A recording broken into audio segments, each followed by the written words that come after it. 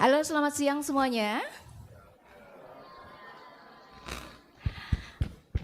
Ya. Oke, sudah berbunyi? Siang. Oke, Kak Irsya, Ya. hari ini luar biasa kita akan sharing bersama adik-adik asuh yang sudah datang ke Jakarta. Ya. Menurut Mas Irsad gimana nih adik-adik asuh kita ini? Oh, ini adik-adik asuh ini hebat-hebat ya. Mereka jauh-jauh dari Papua, dari Bangka Belitung, dari banyak daerah lain-lain. Mereka rela kesini cuma buat puisi esai, luar biasa. Luar biasa, tepuk tangan dong semuanya. Baik, dan kita akan mengenal lebih jauh adik asuh yang telah hadir di Jakarta. Kita undang yang pertama adalah dari Aceh.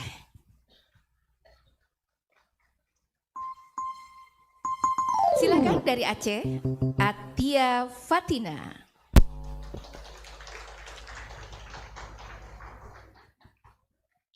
Kita undang juga dari Bangka Belitung, Lamia Nurfaisah. Silakan, langsung ya. Kita boleh ke Jawa Barat dulu? Boleh dong. Dipanggil dong yang Jawa Barat. Dewi Arimbi dari Jawa Barat. Dari Jawa Tengah ada Habibah boleh?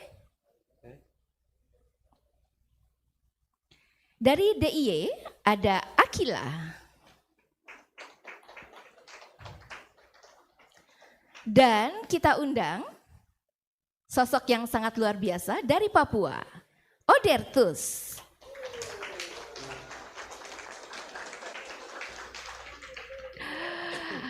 Oke, ini adik asuh satu-satunya laki-laki yang hadir, keren banget, silakan Odertus. Ya, silakan Kak Isat. Ya, kita mulai dari Tia Fatina mana? Ya, apa yang membuatmu tertarik untuk menulis puisi esai? Coba perkenalkan dirimu dan ya jelaskan. Yang sekarang kita di sini kita pengen tahu. Saya Atia Fatina. Maaf banget saya lagi agak sakit. Saya Atia Fatina, adik asuh perwakilan Provinsi Aceh.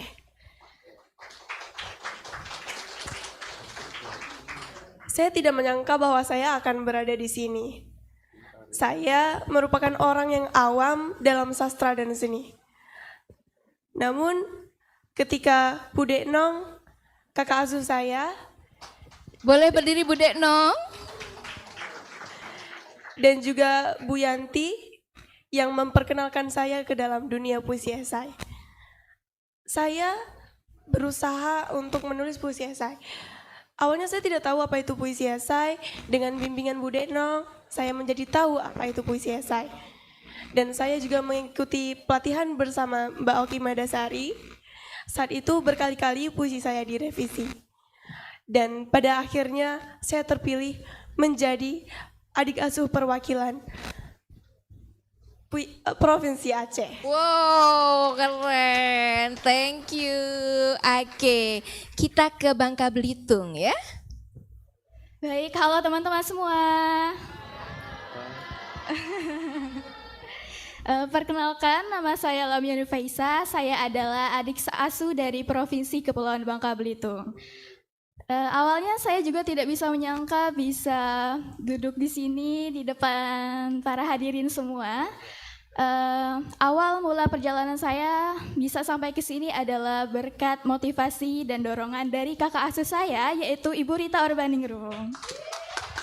Boleh berdiri Ibu Rita? Oh. Nah, Ibu Rita Orbaningrum ini adalah mentor saya sekaligus ibu guru bahasa Indonesia di sekolah saya. Beliau yang selalu mendukung saya dalam sastra. Dan akhirnya saya bisa terpilih untuk menjadi adik asuh Ibu Rita Orbaningrum. Keren banget Lamia ya. Oke. Lamia juga sering ikut lomba-lomba ya katanya Iya, ya? betul Teh. Oke. Dari Bangka Belitung kita ke Jawa Barat. Halo semua, perkenalkan nama saya Dewi Arimbi, saya adik asuh dari Jawa Barat. Awal mula saya bisa berada di sini sebetulnya tidak pernah terpikirkan oleh saya karena berawal dari ajakan kakak asuh saya yaitu Pak Ipit. Beliau melihat potensi dari diri saya yaitu menulis riset. Tetapi saya bisa sampai di sini itu awalnya ragu karena puisi merupakan karya fiksi, tetapi beliau menyemangati saya karena puisi esai itu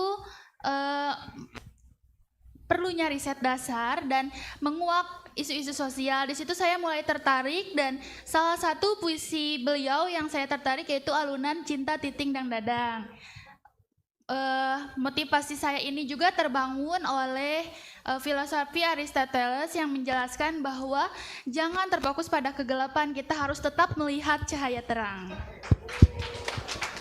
Wow, harus melihat cahaya terang seperti lampu-lampu yang ada pada siang ini Kak Irsyad. Iya. Oke.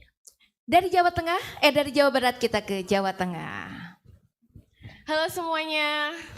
Baik, terima kasih. Di sini saya adalah Habibah Turahma, perwakilan dari adik asuh dari Jawa Tengah. Saya adalah mahasiswi Institut Agama Islam Negeri Kudus. Di sini saya akan bercerita sedikit mengenai proses saya bisa sampai sini, yaitu dengan satu kata yang menjadi motivasi saya hingga saat ini adalah impossible is nothing. Keren Tidak ada yang tidak banget mungkin ya. di dunia Banget ya. ini. Ya. Di sini adalah satu kata yang menjadi motivasi saya dalam menulis puisi esai. Di sini kita tidak hanya sekedar menulis puisi, tapi bagaimana cara kita menyuarakan pendapat, bahkan mengekspresikan kepada orang lain melalui kata-kata yang bermakna ini. Sekian, terima kasih. Kirain mau dilanjutin itu yang bermakna itu ya Habibah ya. Oke, kita beri aplaus untuk Habibah ya. Ya, dari Habibah kita ke daerah istimewa Yogyakarta ya. Ada Akila. Baik, selamat sore Bapak Ibu semua dan teman-teman. Saya Akilah Mumtaza, perwakilan adik asuh dari daerah istimewa Yogyakarta. Bagi saya puisi esai ini adalah sarana untuk menantang diri sendiri. Jadi perjumpaan pertama yaitu ketika saya dihubungi oleh penyair perempuan Yogyakarta yaitu Bu Ana Ratri untuk mengikuti kelas puisi esai bersama Bu Denok Kristianti. Kemudian Bu Denok boleh berdiri Ibu?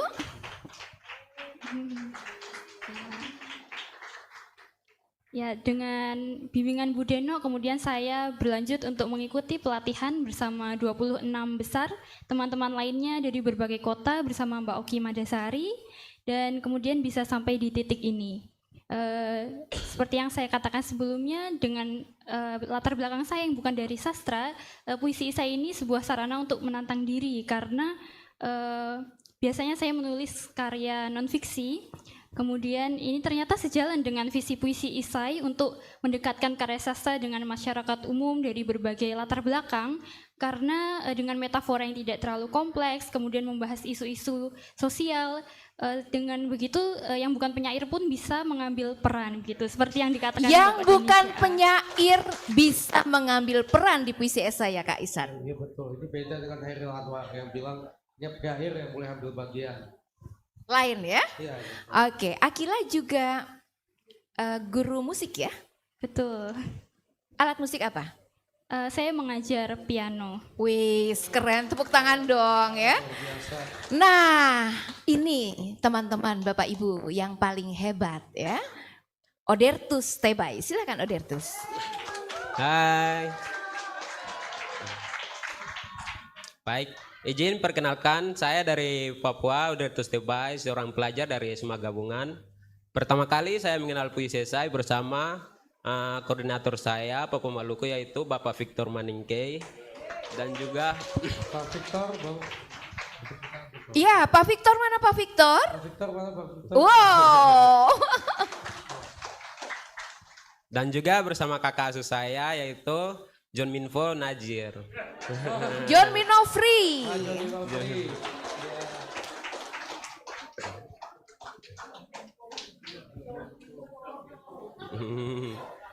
Iya, gimana tuh? Panggilannya Vere ya. Gimana Vere sampai ada di sini Vere? Pertama kali saya belajar puisi esai itu, bagi saya sangat asing bahwa puisi esai itu saya bisa saya bisa mengekspresikan perasaan dan apa yang alami di Papua dengan melalui puisi esai. Nah,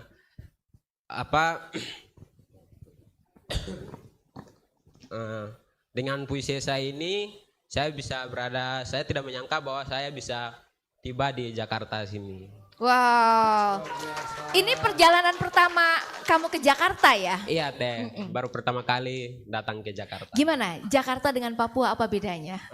Jakarta sangatlah luas dan juga sangat berkembang dibandingkan dengan Papua. Oke, kita beli tepuk tangan untuk Odertus Tebay. Luar biasa Odertus Tebay. Gimana Kak Irsat? Teman-teman ini gimana menurut Kak Irsat? Wah, ini mereka luar biasa. Mereka jauh-jauh ke sini hanya untuk belajar puisi esai. Ini luar biasa. Luar biasa keren ya.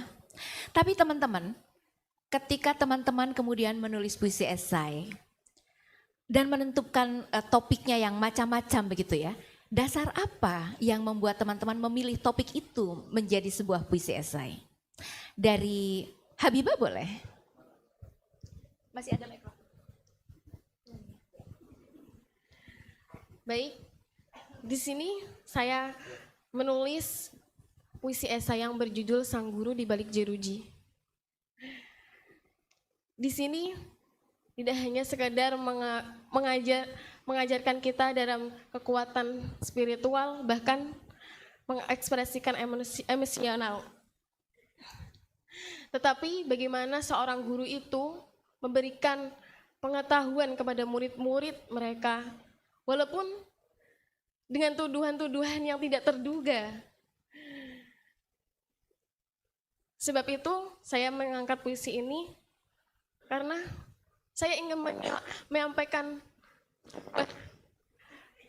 sebuah Pesan ya. pesan ya yang melalui guru itu. Pesan apa yang ingin Habibah sampaikan melalui puisi esai ini?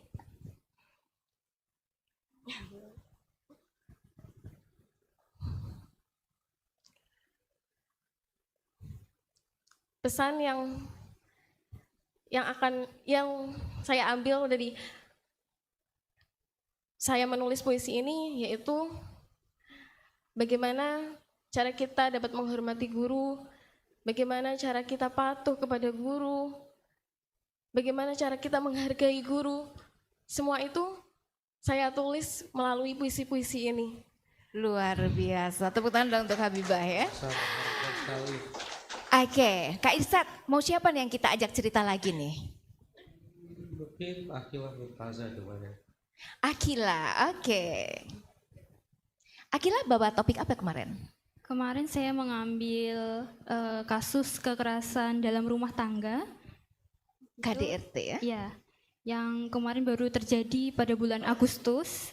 Kemudian saya menulisnya menjadi ide puisi esai karena bagi saya kekerasan dalam rumah tangga itu tidak banyak korbannya yang mampu untuk speak up dan berani untuk speak up. Dengan contoh kasus yang saya bawa ke puisi esai itu, harapannya dapat memberikan inspirasi bagi korban-korban lainnya untuk berani membuka apa yang dia derita di dalam rumah tangganya begitu. Oke, artinya Akila mempergunakan puisi esai ini sebagai bentuk advokasi, begitu? Betul. Memberikan penguatan kepada bagi para korban lainnya supaya berani untuk bersuara. Wis, keren, luar biasa. Kak Irsat, ini artinya puisi esai tidak hanya bisa kita tulis dan kita nikmati, tetapi bisa menjadi salah satu media untuk advokasi, seperti yang Akila lakukan ya? Betul sekali Teh Anita. Karena kita harapannya sebanyak generasi-generasi seperti mereka yang hadir di sini. Luar biasa. Dengar cerita siapa lagi nih sekarang? Atia. Oke, silahkan Atia. Baik, saya mengangkat judul Luka Lara Dinda yang menceritakan tentang Perang Cumbu, perang yang terjadi pada tahun 1945 pasca merdeka. Tentang ahli agama, dan bangsawan Aceh yang berselisih paham hingga terjadinya perang. Di sini saya mengambil tokoh yang bernama Dinda dan kekasihnya Ali yang berada di kubu Teku, dan juga adiknya berada di kubu Tengku. Saya menceritakan emosi seorang Dinda ketika ia tidak tahu harus berpihak kepada siapa, ketika ia merasa duka atas kehilangan dua orang tersayangnya. Dan dari puisi ini saya ingin menyampaikan bahwa kita harus bisa mewujudkan persatuan dan kesatuan layaknya semboyan Indonesia, Bhinneka Tunggal Ika. Wow, keren banget. Ini Gen Z beneran, ini masih SMA ya, tetapi sudah berpikir tentang Bhinneka Tunggal Ika, luar biasa. Mantap sekali, tepuk tangan untuk berikutnya. Kita pilih siapa ya kandidat? Boleh? Odertus ya? Baik, ya puisi yang saya angkat itu berjudul Misteri Alam Papua. Nah, saya angkat ini untuk mungkin berbeda dari teman-teman yang lain. Yang saya angkat ini, saya merasa bahwa masalah yang terjadi di Papua yaitu terhadap burung cendrawasih sebagai salah satu burung yang endemik di Papua yang berada hanya di Papua. Yang saya angkat itu mereka manusia-manusia merusak tempat tinggal cendrawasih, yaitu hutan yang dibabat sebagai yang digantikan dengan perkebunan sawit. Demikian yang saya bawakan. Oke. Apa yang Odertus harapkan dari puisi ini ketika dibaca oleh orang-orang? Yang saya harapkan ketika orang-orang membaca puisi saya, mereka memahami dan berpartisipasi untuk melindungi tempat tinggal cendrawasih dan juga merawat tempat makannya mereka. Luar biasa, dengan puisi esai, Odertus berharap bisa menjaga cendrawasih untuk tetap ada di tanah Papua. Begitu ya? Keren sekali. Ini Lamia, silakan Lamia. Baik, jadi puisi esai yang saya angkat berjudul tentang 15 tangan satu kehidupan yang hilang. Di mana saya mengangkat dengan tema kekerasan seksual yang terjadi di India terhadap Dr. Moumita Deknat. Di sini ceritanya itu awalnya saya membaca berita yang saat itu sedang marak-maraknya menjadi perbincangan banyak orang, dan tergugahlah emosi saya untuk mengangkat berita tersebut menjadi sebuah puisi esai. Lalu puisi esai ini saya menyadari bahwa bukan tidak hanya menyuarakan aspirasi untuk menuangkan isu-isu politik, tetapi juga bisa menjadi kritik kita terhadap sebuah puisi esai tersebut. Oke, ternyata puisi esai tidak hanya sekedar puisi, tetapi bisa menjadi satu kritik terhadap satu masalah yang Iya, ada. betul. Oke, menurut teman-teman gimana nih? Silakan, Kak Irsyad. Ya, ini teman-teman ini sudah sangat luar biasa sekali ya. Jadi tadi saya menyimak argumen-argumennya, mantap betul ya argumennya. Keren ya. Tapi begini teman-teman, apakah cerita-cerita yang teman-teman angkat itu memang tidak sengaja ditemukan, atau memang teman-teman selama ini cukup tertarik dengan kasus-kasus itu, atau memang ini sesuatu yang sekarang banyak terjadi? Silakan, mungkin dari siapa? Dewi. Puisi yang saya angkat itu berjudul tentang Senandung Luka di Tanah Cirebon. Ini berkisah tentang Vina. Mengapa saya mengangkat ini? Karena sebetulnya kan kasus Vina itu dari 2016, sudah 8 tahun berselang kan. Yang kemarin viral ya? Iya, betul sekali Teh. Tetapi kasus ini tidak selesai-selesai, bahkan 11 orang pelaku itu saling tuduh menuduh kan, belum sampai betul gitu. Nah, dengan puisi ini saya tidak semena-mena menemukan karena saya rasa semua orang yang bersalah, terutama terhadap perempuan, mereka akan merasa bersalah dengan membaca puisi ini. Setidaknya saya ingin menyuarakan tentang ketidakadilan dan perjuangan seorang wanita. Luar biasa. Luar biasa sekali.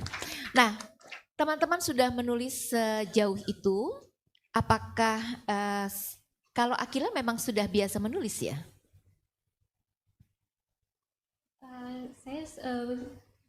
Sebelumnya saya lebih banyak menulis karya-karya non-fiksi seperti reportase atau ulasan seni pertunjukan. Keren ya. Luar biasa. Lamia juga sudah bahkan membuat buku, betul ya? Iya betul Teh, cerpen yang saya buat. Dan sudah diterbitkan. Sudah diterbitkan? Sudah. Wes, luar biasa. Termasuk AI ya? Iya betul. Sekarang sudah merambah ke AI. Sudah mulai menulis puisi dengan AI? Sudah. Sudah? Sudah. Wow, boleh dikirim ya nanti ke Coach John Boleh, ya? boleh. Oke. Siapa lagi yang sudah menulis nih? Atia. Nah, Atia nih keren banget ceritanya karena berbeda dengan teman-teman yang lain, Atia baru pertama ya. Silakan Atia. Jadi ini kenapa Ati ambil pertanyaan gimana Teh? Coba. Ya. Kalau yang lain kan udah punya pengalaman menulis. Atia kan dari pertama. Nah, bagaimana perjuangannya sayang? Nah, jadi memang saya sebelumnya tidak punya background menulis.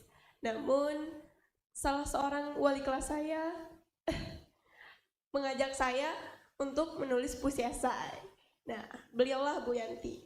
Dan kemudian Bu Yanti memperkenalkan saya dengan Bu Dekno dan mereka mengenalkan saya tentang puisi esai, tentang puisi yang mana kita bisa menyuarakan ketidakadilan, ketidakpuasan batin kita, menyuarakan kegelisahan kita. Dan saya sangat terkesan kali dengan adanya puisi esai ini. Oke, silakan Kak Isat. Jadi saya dari tadi cuma berpikir luar biasa sekali dari argumen-argumen.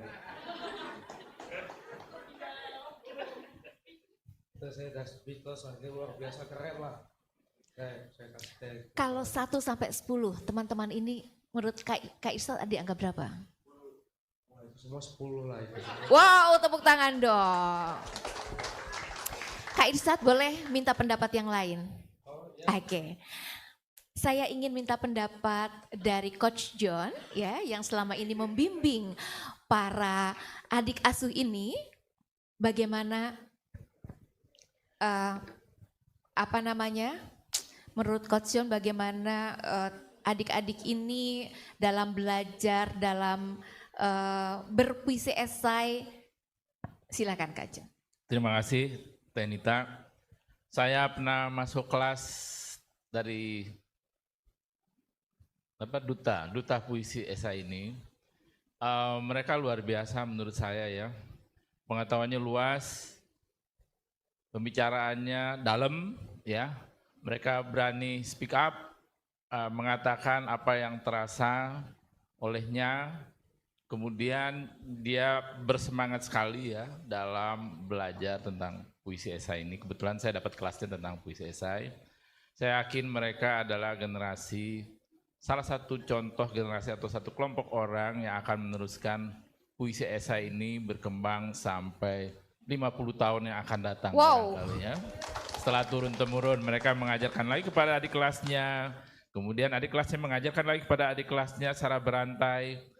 Ke bawah itu udah 100 orang, ke bawah lagi 1000, kemudian begitu terus menurut deret ukur. Terima kasih. Oke, terima kasih Coach John. Kita beri tepuk tangan juga untuk Coach John ya, yang sudah membimbing kita selama ini. Baik, Kak Icat, boleh saya menyapa teman-teman? Oh silakan dong. Sudah siap untuk disapa? Apa kabar Duta Puisi Esai? Siap bergerak, siap berkarya, siap menginspirasi. Siap menginspirasi. Terima kasih adik-adikku, terima kasih. Ya Tenita, mungkin apa kita perlu sekiranya panggil yang lain atau? Boleh, kita akan panggil yang lain. Teman-teman boleh di sini dulu, nanti kita akan bergabung lagi. Terima kasih sudah berbagi bersama kami. Di depan aja boleh ya? Nanti kita bergabung lagi.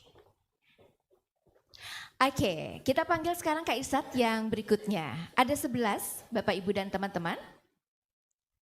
Oke. Oh, katanya ingin mendapat suara dulu. Baik. Boleh ke Pak Denny. Pak Denny, sebenarnya apa yang diharapkan dari Bapak sebagai penggagas puisi esai dengan mengundang para adik asuh ini datang ke Jakarta, Pak? Tadi saya sudah mendengar, menyimak pelan-pelan pandangan teman-teman. Juga saya sudah berjumpa dengan teman-teman ini, adik-adik ini, kemarin ya, 2 hari lalu. Iya. Betul, 2 hari yang lalu. Kalau dari saya, ini satu pesan yang lama, kita sering dengar dari orang-orang tua kita, dari nenek kita, bahwa sebaik-baiknya individu adalah mereka yang memberikan berkah kepada lingkungannya.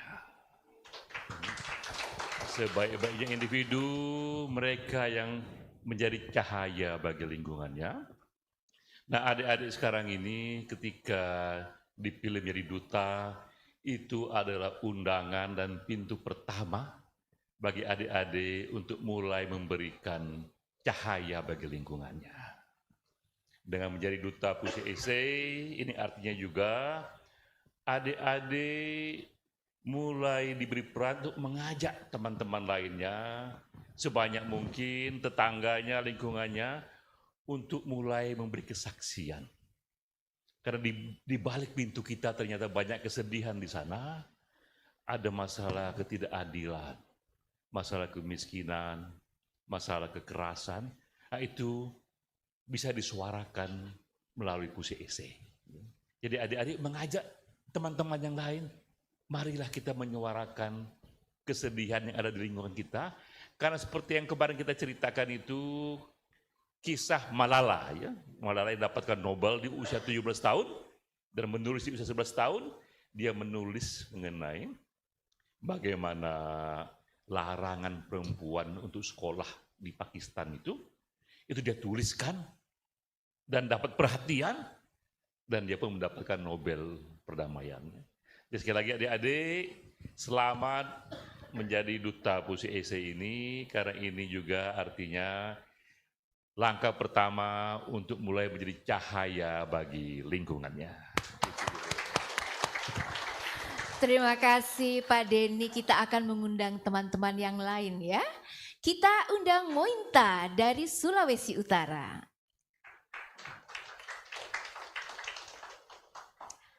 Kita juga ingin mengundang Umi dari Jawa Timur.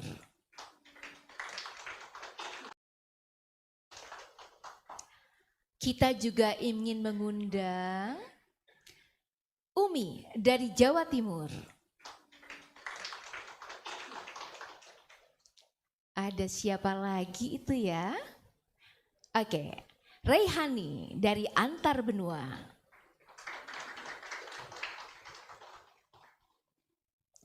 Sepia dari Banten. Langsung duduk sayang.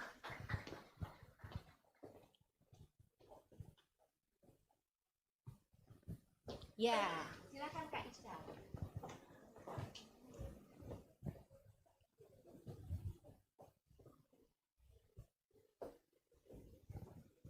Oke, boleh berkenalan dulu ya. Sambil kita menunggu Dela sedang ke belakang. Silakan. Kak Irsyad, siapa dulu yang kita panggil untuk berkenalan? Ya. Baik, terima kasih Kak Irsyad. Perkenalkan semuanya, saya Sevia, seorang mahasiswa pendidikan bahasa Indonesia yang sedang berkuliah di Universitas Sultan Agung Tirtayasa, Serang, Banten. Oke, langsung aja Sevia. Kenapa kok dari Banten udah di Jakarta? Ngapain? Iya Teh.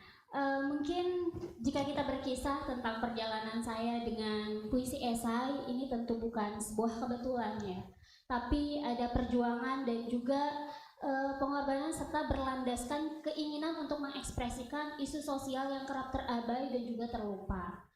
Ini berangkat dari kesenangan saya menulis dan juga membaca karya sastra, salah satunya yaitu puisi, yang itu membuat saya tergugah dan juga terilhami untuk ikut serta menulis. Kemudian perjalanan demi perjalanan berlalu, saya dihantarkan bertemu dengan mentor-mentor luar biasa, yaitu Bu Denok Kristianti selaku Bu Denok kasih Kristianti. Kemudian saya juga bertemu dengan Mbak Oki Madasari dan Mas Taufal pada pelatihan 26 besar. Tentu puisi esai ini membawa saya akhirnya bertemu dengan mereka dan juga bertemu dengan teman-teman di sini yang notabene mereka itu masih ada yang SMA begitu, dan ini menunjukkan bahwa puisi esai itu tidak melihat usia dan juga jenjang, semua punya potensi dan semua bisa mengambil peran untuk menyampaikan ketidakadilan, penindasan serta diskriminasi. Wes, keren ya.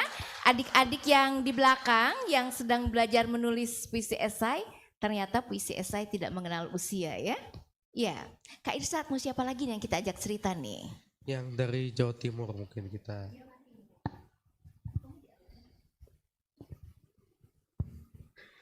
Oke, terima kasih. Selamat sore semuanya. Oke, saya Umil Patu Syahriah dari Provinsi Jawa Timur. Saya seorang pendidik di sekolah dasar sekaligus editor di sebuah penerbitan. Biasa. Saya pernah mendengar sebuah kutipan dari Profesor Quraish Shihab. Beliau mengatakan bahwasanya manusia itu terbatas. Untuk mencerminkan keabadian kita atau diri manusia, maka perlu untuk mengharumkan namanya dengan cara membuat karya yang akhirnya dibaca oleh manusia sepanjang masa. Tentunya hal ini juga membuat motivasi saya untuk menuliskan sebuah puisi esai. Karena apa? Puisi esai tidak hanya berbicara tentang sastra dan keindahan, akan tetapi juga berbicara tentang ketidakadilan, diskriminasi, dan penindasan. Akhirnya hal ini menjadi jariah buat kita semua, seperti itu. Wis, keren sekali ya. Umi memang sehari-hari, tapi bukan ASN ya? Bukan, belum. Belum ya? Iya. Insya Allah ya? Insya Allah. Oke, dari Umi kita kemana nih Kak Irsyad? Mungkin kita harus memilih untuk yang duta antar benua ya. Karena dia satu-satunya duta yang agak lain, yaitu antar benua. Ya, untuk Ray silakan. Rehani Ikhlas silakan. Sebelumnya terima kasih, saya Rehani Ikhlas, mahasiswi dari Universitas Muhammadiyah Profesor Dr. Hamka. Di sini saya terinspirasi oleh kata yang selalu diucapkan kakak asuh saya, yaitu Umi Fatin Hamamari Jalsyam. Umi Fatinnya di mana? Ya, Kak Fatin mana? Ya, silakan dilanjut. Di mana beliau itu selalu bilang kepada kami bahwasannya jika kata berubah jadi otot, maka ia bisa mengangkat batu besar. Jika kata berubah menjadi otak, maka dia bisa mengangkat sebuah gunung. Dari kata-kata itu menginspirasi saya untuk mau belajar untuk menulis puisi esai. Saya percaya bahwasannya puisi esai ini bukan saja mengajarkan kita kepada kemampuan menulis, tapi mengajak kepada generasi muda untuk mau peduli terhadap isu-isu yang berkembang di masyarakat, dan juga mengajak kepada generasi muda untuk bisa mencintai atau mulai membiasakan membaca, seperti itu, Kak. Oke. Kira-kira yang harus kita pilih siapa ini ya? Kira-kira coba. Kak Isa emang mau milih apa sih? Kayaknya kita belum ada pilih memilih deh. Oh iya ya, belum ada ya. Belum ada. Kenapa begitu mau Inta kok bicaranya pilih memilih?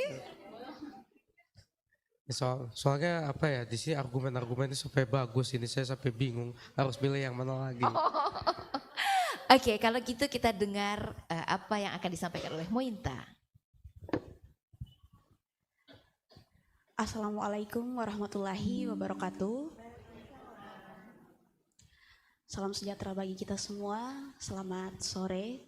Saya Mointa Bangki, mahasiswi Pendidikan Bahasa dan Sastra Indonesia yang sekarang sedang berkuliah di Universitas Negeri Manado. Perjalanan saya itu dimulai dari ketidakpastian. Saat saya itu tidak tahu apa itu puisi esai. Namun dengan tekad dan juga semangat dan terus belajar itu, saya menyadari bahwa menulis itu adalah cara untuk mengungkapkan cerita dan juga menghidupkan pesan. Saya bisa berada di sini, itu semuanya berawal saat mentor saya mengajak saya untuk mengikuti kegiatan ini. Kakak asuh saya yaitu Pak Hamri Manopo. Mana Pak Hamri? Oh, di layar ya. Kita doakan semoga Ayah Hamri segera. Nah, jadi bagi saya Pak Hamri Manopo itu adalah sosok inspiratif yang tidak hanya mengarahkan saya, tetapi juga membangun keyakinan kepada saya untuk terus melangkah. Beliau itu bukan sekedar sosok mentor, beliau adalah sosok motivator yang terus membangun keyakinan kepada saya untuk keluar dari zona nyaman. Cara beliau mengapresiasi karya saya dan memberikan kritik yang membangun itu membuat saya terus berkembang. Saya sangat berterima kasih atas peran beliau atas perjalanan saya ini. Mohon maaf saya sedikit sedih dan terharu karena hari ini Aki Hamri sedang sakit dan tidak bisa melihat saya di sini. Jadi saya sekedar ingin menyampaikan sosok mentor saya ini. Mohon maaf, suara saya sedikit goyang karena memang saya sedih.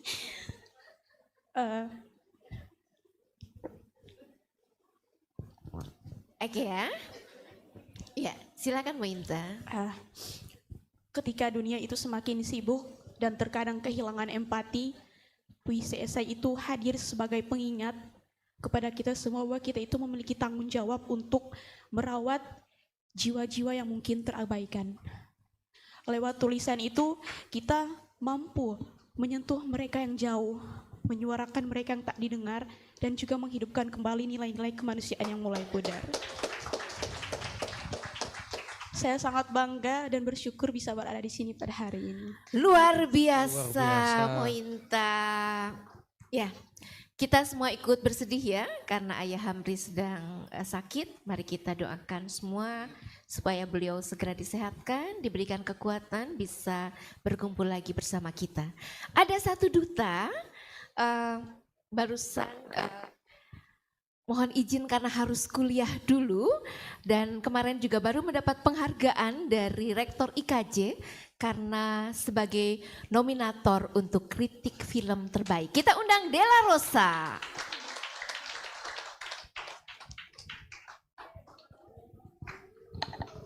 Ya, ini sih duta adik asuh yang udah kayak Pragawati ya. Oke, Della, langsung aja cerita gimana sih bisa sampai ada di sini, Della? Selamat sore semuanya. Nama saya Della Rosa. Saya mahasiswi aktif di Institut Kesenian Jakarta, jurusan penyutradaraan film. Waktu aku kuliah perfilman, aku pernah mendengar quotes dari salah satu sutradara berpengaruh di dunia, yaitu Jean-Luc Godard. Dia pernah bilang kalau sinema itu bertujuan memprovokasi intelektual penonton. Nah, dari situ menurutku sastra termasuk puisi esai juga demikian. Karena sebuah pemikiran yang mendalam, pemikiran yang penting, jika dituangkan melalui tulisan, akan mengubah pola pikir para pembacanya. bahkan bisa mengubah pandangan satu dunia. Kecintaanku pada sastra itu bermula dari waktu bangku sekolah saat aku sedang gandrung-gandrungnya membaca puisi-puisinya Rendra. Dari situ muncul rasa pemahaman dan pemikiranku yang mendalam akan isu-isu sosial yang memang pelik dan memang terjadi di negara ini. Salah satunya waktu itu saat aku membaca Sajak Sebatang Lisong dari Gerendra. Oke, keren banget. Dan kemarin kamu baca puisi yang keren juga ya? Iya. Gimana nih, Kak? Sudah ada 5, sudah ada yang terpilih belum nih, Kak? Pilih buat apa nih? Kok main pilih-pilih aja ini? Dipilih untuk kemudian menceritakan puisi apa yang mereka tulis dan kenapa ide itu muncul, Kak? Iya. Pilihan saya pilih sama Mbak Mointa ya. Kenapa saya pilih? Karena dia yang mulai pernyataannya dengan paling puitis.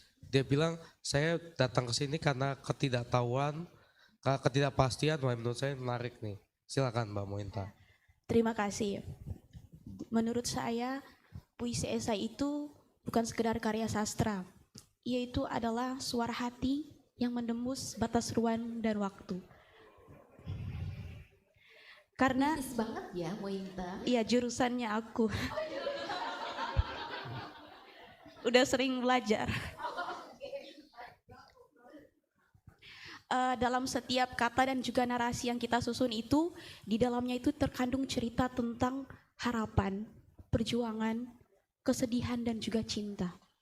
Cerita tentang kita manusia yang saling terhubung. Yang kamu angkat dalam puisi yang kamu tulis tentang apa? Jadi puisi yang saya bawa itu adalah jejak terlupakan di tanah leluhur. Ya, jadi kenapa saya mengangkat tema ini? Karena inilah realita yang saya lihat dan juga saya rasakan. Di mana generasi muda itu khususnya di daerah saya itu cenderung mengabaikan warisan budaya. Mulai dari bahasa daerah yang sudah jarang digunakan, seni tradisional daerah yang tidak lagi diminati atau tidak lagi dikenal, kemudian tradisi dan juga upacara adat yang itu dulu dianggap begitu sakral oleh orang-orang terdahulu, kini itu dianggap kuno dan juga usang oleh generasi muda. Jadi itu yang kamu angkat bahwa warisan leluhur itu harus tetap kita perhatikan. Betul. Oke. Keren, keren. Keren. Berikutnya mungkin kita akan pilih, saya akan memilih pada yang dari Jawa Timur, Umi Ulfatus Syariah untuk menceritakan mengapa ia nulis puisi esai. Judulnya mungkin ya, kenapa judul itu yang Umi pilih ya? Nah. Silahkan, mikrofon.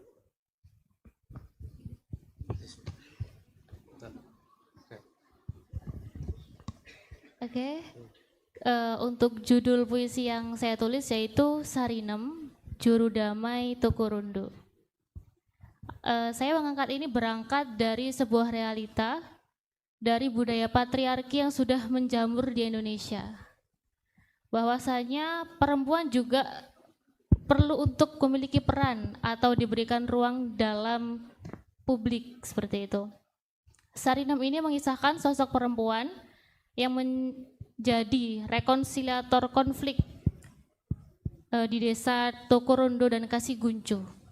Pada mulanya konflik Poso sudah berlangsung selama 4 tahun, tahun 1998 hingga 2001.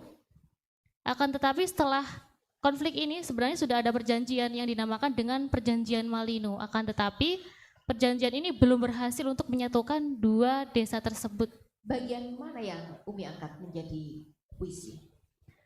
Sosok Ibu Sarinem ini sendiri sebagai perempuan tangguh yang tidak kenal menyerah, pantang menyerah, akhirnya dengan cara berdagang ikan keliling bisa menyatukan atau mendamaikan warga desa Tukurundu dan Kasiguncu seperti itu. Ya.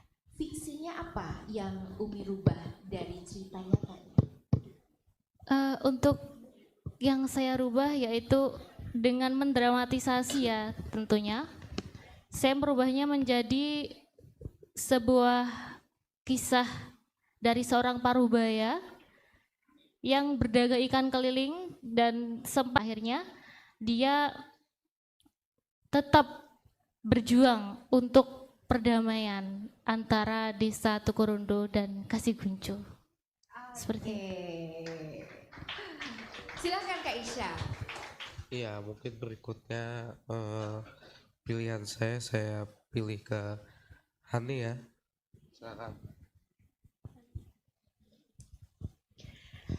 Di sini saya mengangkat cerita tentang seorang mahasiswi yang dimana beliau itu menabrak ibu rumah tangga dan anak dari ibu rumah tangga yang ditabrak itu menuliskan kesedihannya melalui media sosial, Kak. Iya di situ. Nah, kenapa Hani mengangkat cerita itu? Karena seharusnya kalau kita sudah mahasiswa menjadi contoh ya kan, dan dimana itu tuh kalau kita menjadi seorang mahasiswa yang seharusnya menjadi simbol. Simbol apa?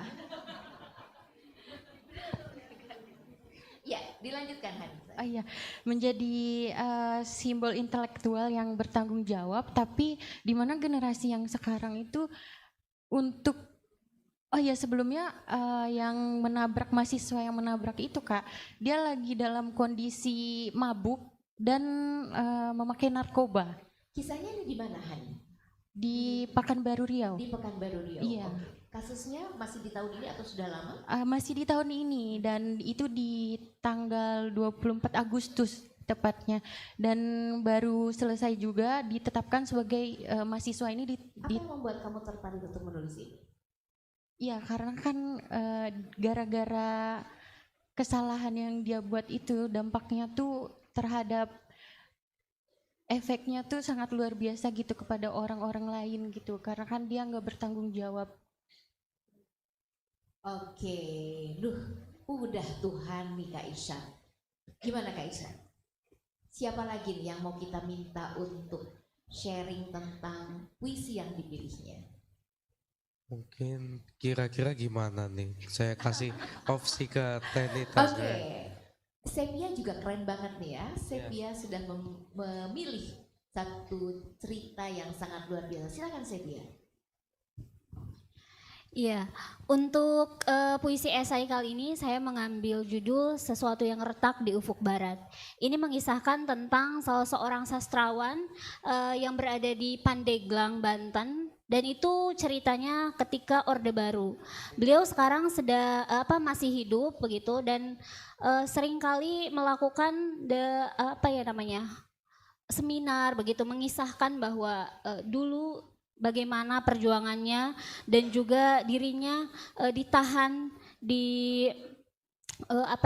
dipaksa untuk mengakui bahwa mereka itu adalah orang-orang yang terindikasi sebagai PKI begitu.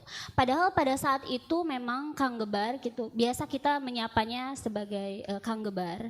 Kang Gebar ini pada waktu itu masih berusia 16 tahun dan masih sekolah menengah pertama. Tapi akhirnya harus putus sekolah begitu karena 14 tahun tanpa peradilan dan tanpa kejelasan apapun. Tapi ia juga memberikan informasi bahwa ternyata belajar di penjara itu banyak sekali dan itu bisa kita ambil poinnya bahwa belajar itu ternyata tidak hanya di bangku sekolah saja, bisa dimanapun dan setiap peristiwa itu bisa kita ambil hikmahnya dan kebaikannya. Kita bisa belajar di mana saja, tidak hanya di sekolah, termasuk di tempat ini kita bisa belajar ya teman-teman ya. Oke, Sepia. Ya, luar biasa banget ya dari argumen Sepia ya, Kak Nita. Kita dapat ke rumah Banten di sini dari argumennya. Nah, ini berikutnya kita berikan pada Dela Rosa ya. Silakan. Jadi judul puisi esai yang aku tulis pada kali ini itu berjudul Sebuah Pertunjukan Kelamin Berdarah dan Secangkir Kitab Fiksi. Berdasarkan konteks isu sosial Heri Wirawan yang merupakan seorang pengurus dan pendiri pesantren di Bandung, dia melakukan kekerasan seksual pada 13 orang korban sampai korban-korbannya tersebut hamil dan melahirkan di usia yang di bawah umur. Kok kamu ngambil topiknya ngeri gini sih Dela? Ngeri kan ya? Karena menurut aku isu kekerasan seksual itu seperti benang kusut yang tidak ada ujungnya di Indonesia ini. Apalagi banyak orang-orang yang mengandalkan topeng agama untuk melancarkan aksi bejatnya. Sehingga agama dan Tuhan itu seperti menjadi palsu dan dungu. Oke. Lalu fiksi apa yang Della tuangkan kemudian dalam puisi esai yang dibuat? Jadi di puisi esai ini aku memetaforkan Heri Wirawan ini seperti Tuhan Imaji. Jadi dia seperti sutradara teater yang memberikan pertunjukan untuk 13 korbannya ini sebuah seperti penderitaan seperti itu, dan dia pertontonkan ke hayalat publik, tapi setelah pertunjukan selesai sudah dunia tetap harus berjalan dan kita juga tidak tahu nasib para korban itu seperti apa gitu. Oke, dunia tetap berjalan dan kita tidak tahu para korban seperti apa, tetapi dengan puisi esai kita bisa mengadvokasi dan menyuarakan. Tepuk tangan sekali lagi. Oke, boleh teman-teman kita bergabung di sini semuanya? Silakan. Mungkin boleh bisa dibantu tambah kursinya 2 aja. Ayo, boleh?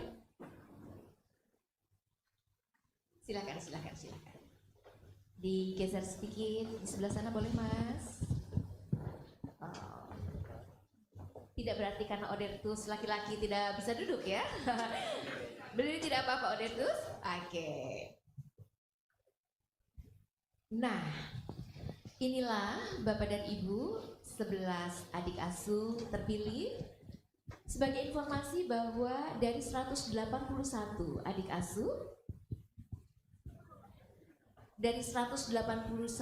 asuh, terpilih 26 nominator yang kemudian mengikuti pelatihan bersama Mbak Oki Badasari. Dari 26 ada 1 orang yang gugur menjadi 25 karena kesibukan dan lain hal yang bersangkutan mengundurkan diri. Dari 25 ini terpilihlah 11 orang adik asuh terbaik yang kemudian dinobatkan sebagai Duta Puisi Esai 2024.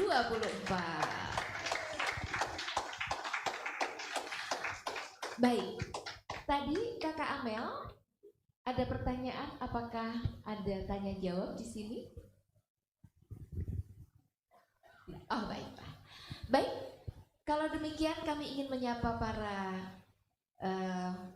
adik asuh dengan semangatnya. Selamat sore Duta Puisi Esai 2024. Siap bergerak, siap berkarya, siap menginspirasi. Siap menginspirasi dan terima kasih atas waktu yang diberikan kepada kami, kepada 11 adik asuh yang dinobatkan, hari ini akan dinobatkan menjadi Duta Puisi Esai 2024. Mudah-mudahan apa yang kita lakukan bisa bermanfaat banyak dan mudah-mudahan teman-teman ini bisa mengajak lebih banyak lagi Gen Z untuk mencintai puisi esai, mengenal lebih jauh dan menjadikan puisi esai sebagai salah satu pelampiasan energi, barangkali begitu ya. Teman-teman selalu mengatakan bahwa kenakalan remaja itu salah satunya karena mereka tidak punya banyak waktu untuk beraktivitas, dan mudah-mudahan puisi esai bisa menjadi salah satu medianya. Silakan Kak Irsyad. Ya, tadi saya lihat argumen dari semuanya luar biasa, terutama yang penutup, saya kasih highlight yang penutup. Yang tadi soal Heri Wirawan, saya ngikutin kasus itu dan saya baca semuanya. Saya berkesimpulan kalau Heri Wirawan itu, dia status rohani kelakuan roh halus. Ya itu sebutan saya buat orang-orang yang kelihatannya tampilannya alim, nggak taunya dia offset. Ya kira-kira gitu, Teh Nita. Oke, kalau gitu kita beri aplaus sekali lagi untuk 11 adik asuh terbaik.